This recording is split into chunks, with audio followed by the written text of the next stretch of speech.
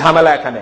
আপনি আমাকে বললেন দোয়া করার জন্য, আচ্ছা ঠিক আছে আপনার বাপ মার জন্য আমি দোয়া করব। এবার আপনি আমাকে বাড়িতে নিয়ে গেলেন খাওয়ানোর জন্য, এবার বাড়িতে পেট ভরে খাওয়াইলেন, খাওয়ানোর পরে এবার আমি আপনার বাপ মার জন্য দোয়া করছি, আপনার সামনে খাড়া। বাস্তবতা বাংলাদেশে যা চলেছে এখন চলছে, আপনার সামনে খাড়া, এখন আমি আপনার বাপ মার জন্য দোয়া করছি। দোয়াতে কি কান্না যে হুজুরে কাঁদে, নিজের বাপ মার জন্য হুজুর কাঁদে না, হুজুর আপনার বাপ মার জন্য কাঁদে, আসলে কাঁদে না, পুরোটাই একই, একটাও কাঁদে না, চোখ দিয়ে একটুও পানি আসে না কারো, আমি নিজে জানি না। এরপরে আপনার সামনে দাঁড়ানো, বলছেন হুজুর দোয়া করেন বাপ মার জন্য।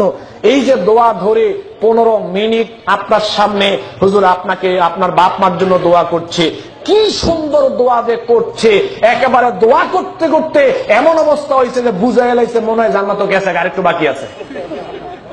এই যে দোয়াগুলো বললো, একটাও দোয়া না, সব খালি আপনারা ফার্ম দিছে, কিছুক্ষণ পরে তো পকেটটা ভরে দিতে হবে। কেন বলছি কথাটা দেখেন, এই কথাটা বলতাম না। হুজুরের বাপ মার জন্য দোয়া করাইতে গিয়ে কয়দিন আপনাদেরকে দাওয়াত দিয়ে খাওয়াইছে? কেন খাওয়ায় না? হুজুরের বাপ মার জন্য দোয়া করার জন্য কেন আপনাদেরকে একদিনও দাওয়াত দেওয়া হয় না? আমরা হুজুররা ভালো করে জানি আমগো বাপ মার জন্য আমগো দোয়াটা কাজে আসবে, আমনে করে আসবে। আপনারা বুঝেন না, আমগো দোষ নাই, হুজুরগো দোষ নাই, বুঝেন না তো আপনারা। হুজুররা কি করবো?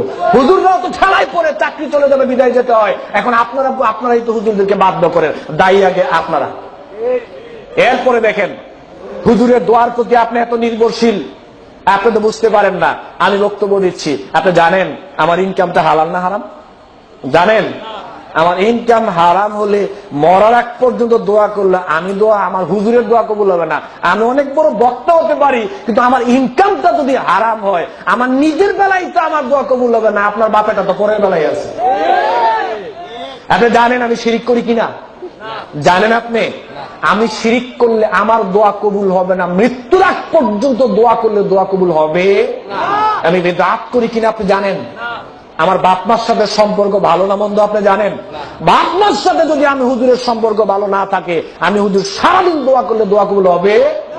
রিদার রব্বু ফি রিদাল ওয়ালিদি ওয়া সাখাতার রব্বু ফি সাখাতাল ওয়ালিদি। রাসূল সাল্লাল্লাহু আলাইহি ওয়াসাল্লাম বলছেন, এই সন্তানের বেলায় বাপ মা সন্তুষ্ট, আল্লাহ ওই সন্তানের প্রতি সন্তুষ্ট।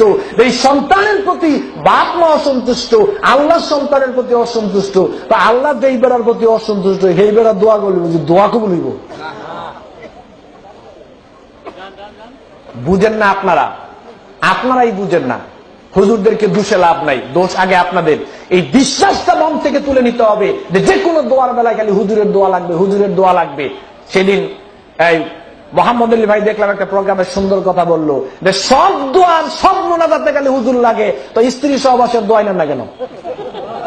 সব দোয়াই যে খালি আপনার হুজুর লাগে।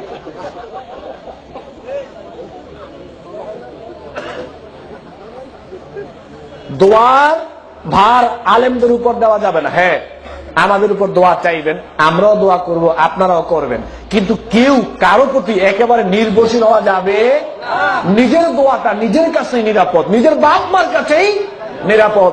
সন্তান বাপ মার জন্য দোয়া করবে, রব্বির হামহুমা কামা রব্বায়ানি সগীরা।